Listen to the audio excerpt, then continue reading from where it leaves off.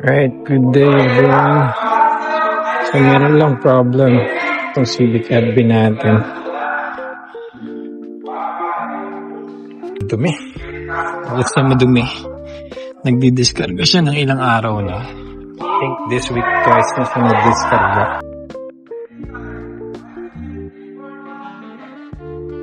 Pula tayong tools.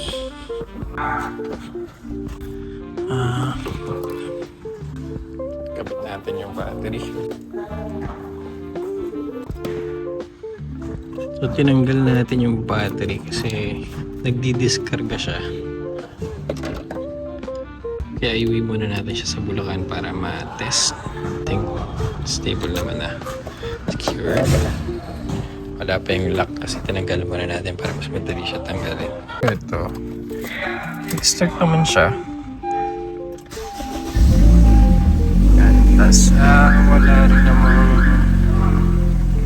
check yung alternator niya. Kaninang umaga ginamit ko naman siya, actually okay pa. And I think hindi alternator yung problem niya. Kasi upon checking this car, napansin natin na yung ilaw niya, hindi umiilaw yung isa. Teka, pakita natin na. Kita pero hindi umiilaw yung isang light bulb niya dito. Or dito sa wala, umiilaw siya. So, pati fog lamps niya hindi rin umiilaw.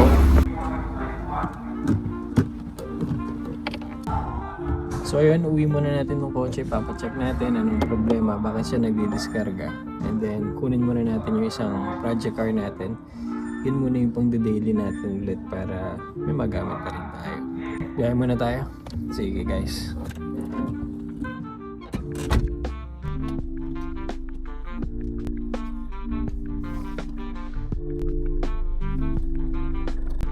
Thank you.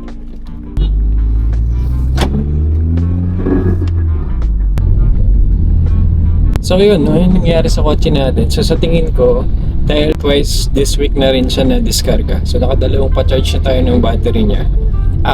And walang problem sa alternator niya kasi pag inaandar natin hindi naman tayo namamatayan or nauubusan ng baterya ng charge. No? Nawawala lang siya kapag naiwan lang siya na nakapark. So I think mayroon lang grounded dahil nga kung makita natin yung sa headlights din natin. Parang hindi umiilaw, hindi talaga umiilaw yung right side no, or yung sa passenger side, pati yung fog lamps. So isa lang yung tinitingnan kong possible reason dahil matagal na hindi nagagamit ng kotse.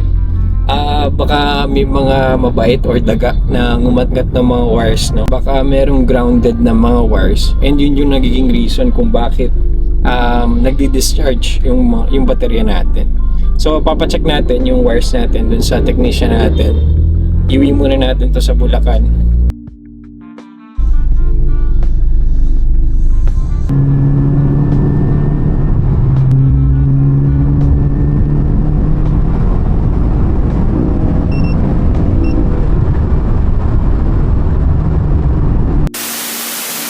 Okay, so kakauwi lang natin. And sakto naman, surprisingly, nakasabay natin tong EG natin. Nilabas din pala nila kanina to check lang yung things kasi pinapa-prepare din natin sa kanila bago natin gamitin bukas. So ayun, good morning guys. Kagigising lang natin at sina-check natin itong ngayong EG. Kasi ito yung gagamitin natin ngayong paluwas. Pagpapalit muna natin siya. Tapos sinek natin yung mga gulong. Ito yung tubig. Importante check mo. Baka nagbabawas. Pero itong EG maganda naman dito sa EG ko. Hindi siya nagbabawas ng tubig. Tapos langis. Okay din. Sinecheck din natin yan lagi. Ito yung mauwi tayo. Sinecheck natin yung langis. Okay. Meron naman siya. Up. Careful lang. And then mamaya i-road test din natin yung mga gulong. Ayan. Sinecheck din natin kung okay pa yung gulong. Baliktaran yan. Kabila, check mo rin lahat. So I think ang issue lang talaga na to ay sobrang tagal lang hindi nagamit ulit. Kaya siguro deserve naman na pagpalitin din natin para siya naman yung magamit natin and makapag-focus naman tayo sa kanya. So itong EG natin, naka D15B na makina na siya. VTEC to na Japan. Although marami na itong pinagdaan ng makina, initially nakuha nga natin siya naka PH12 na stock. And then nag PH15, nag D16, tapos eventually nag D15 tayo. Ilang beses na rin kasi ito nasabugan ng makina eh. Marami ring mga experiment na ginawa. So ito, baba natin itong hood. And tingnan mo kung gaano kadumi yan. Ayan. Kasi yun yung papalinis natin mamaya. Ayan. Medyo madumi lang. Actually, hindi medyo. Napakadumi talaga niya. Maganda pa rin. Grabe talaga ito. Okay. So, you know. Ayan. So, bye-bye muna, Civic FB. Ang pangalan nga pala ng mga kotse natin, ito si Chase, ang ating Civic FB. And then, si Charlie, ang ating Civic 1992 EG hatchback. Sobrang dumi, pero mukhang uulan kasi ito muna. Onting backstory lang. Itong si Charlie, itong Civic EG natin. Ito yung first ever personal car ko. And nabili ko siya around way back 2020. So pandemic time pa during that time. Kaya hindi ko talaga ito ma-let go eh. Sobrang dami na namin pinagdaanan. Through ups and downs, magkasama talaga kami ng kotse na to. Nakilala ko siya kung paano niya ako nakikilala din. Kaya sobrang best friend ko din siguro tong kotse na to. Kaya naman minemaintain pa rin natin siya na umaandar. Kahit Sunday car lang.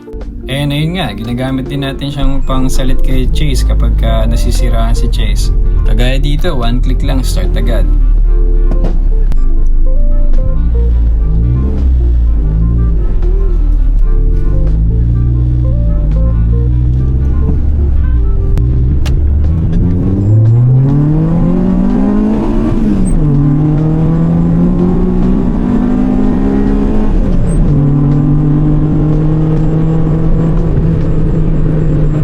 Di man siya sobrang bilis na kotse pero I got to experience pa rin yung VTEC, so sulit pa rin. So habang nakapila tayo dito sa Balagtas, for the next few days ito muna yung gagamitin natin, Civic EG hatchback 1992. And nakakatuwa naman sa kotse na to na even though 34 years old na siya this year naman siya ganun kasakit sa ulo. Kung may mga problema man siya, usually mga minor problems lang naman.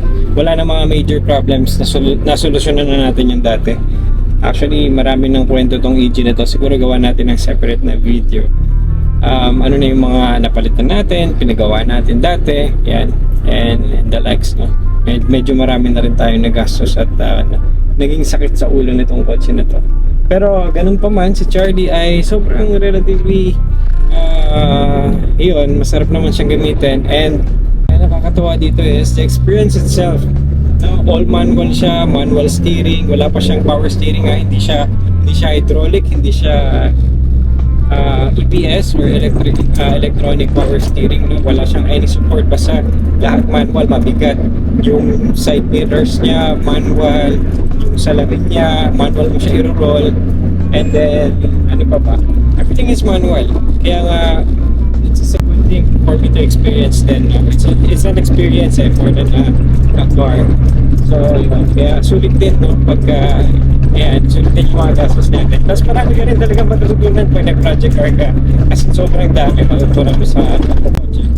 And yet sa dami mo nang natutunan at sa dami mo na experience, ganun pa rin, no? Marami ka pa rin hindi alam. Every now and then may masira, mapa-major, mapa-minor. Yan, medyo marami rin pagdadaanan. Pero yun, at the end of the day, pipiliin mo pa rin siyang gamitin eh. Pero ito kasi si Charlie, most of the time pinapahinga na natin siya dun sa Bulacan kasi nga ginagamit natin si Chase, yung Civic FB natin. And mas madali kasi siya gamitin. Unang-una, matic yun, everything is automatic, everything is modern, medyo mas madali, mas masarap siya gamitin, mas comfortable siya. And yun nga, dahil busy rin tayo sa pag-duty, hindi na rin natin ito naasikaso masyado. Kaya kita nyo, sobrang dumi rin niya, pero okay lang. As long as umaandar siya, madali naman ipalinis eh. Umaandar, walang sira, okay na ako doon.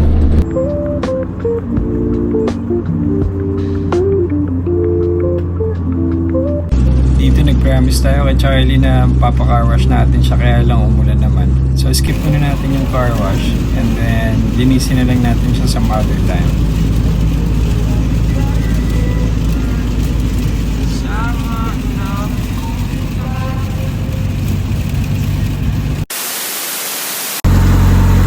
So yun guys, ito yung gamit natin ngayon sa work, sa hospital, sa Civic EG. At ano nga ba ang mga pinaggagawa ko sa loob ng hospital habang naka-duty? Eto, tamang relax lang muna. Actually madami pa, pero bawal tayo magpakita ng mga pasyente. Also, we want to identify if there's a presence of research gaps and provide recommendations for future research and practice. Now, our systematic review is Prisma Flow. Initially, we identified 1,828 studies, but Nakasabay pa natin sa parking sa Toyota, boy. Boss, uwi ka na, boss? May sakit ka ba? Okay na po. Tayo lang ako sa Paris. And testing kung one click pa rin. Yung. Nice. So, nagamit naman natin sa thanks. Thanks, Charlie. Okay guys, so update lang dun sa naging sira ng kotse natin. Ito, makita natin sa picture, nginat-ngat talaga ng daga yung bulb natin dun sa sa fog lamps natin. And mukhang yun yung reason kung bakit nagkakaroon ng conduction dun sa metal, kaya siya nagdidiskarga. So nag-order din tayo sa Shopee ng mga bagong pabango. Pabango para dito sa kotse natin, sa EG natin. Hindi lang para dito sa EG, kundi para din dun sa FP natin. Medyo marami itong dumating ngayon na i-review natin. Wait lang, medyo mahirap na buksan. So yun, currently ang gamit nating pabango is ito, yung Little Trees na Black Ice. Pero I think hindi niya napapabango ng ganun kaganda yung sasakyan. So gamit tayo ng iba, which is itong California Sense. Ito talagang ginagamit natin ever since eh. So yung ice nito, bango talaga na to eh. So ito, buksan lang natin siya. Tagal din, long lasting din to. Siguro mga 3 months na papatagal ko siya na ganun. Tapos ayan, ice. Bango. Umipress ko talaga to eh. Yung California Sense. Although mabango din sila yung ibang scent niya. Pero ito yung favorite ko talaga. Pang lalaki talaga. Tapos may pinadala din sila. Ito yung holder naman niya. So tapos ilalagay natin to sa loob. And then ayun na, tatakpan lang natin. So ayun lang naman. Ayan, mabango na yung bilis bumango. Okay, so yun muna. See you on my next videos. Thank you guys sa panonood. At sana may natutunan kayo, especially sa mga nagdidiskargang sasakyan. Maraming salamat sa pagnood.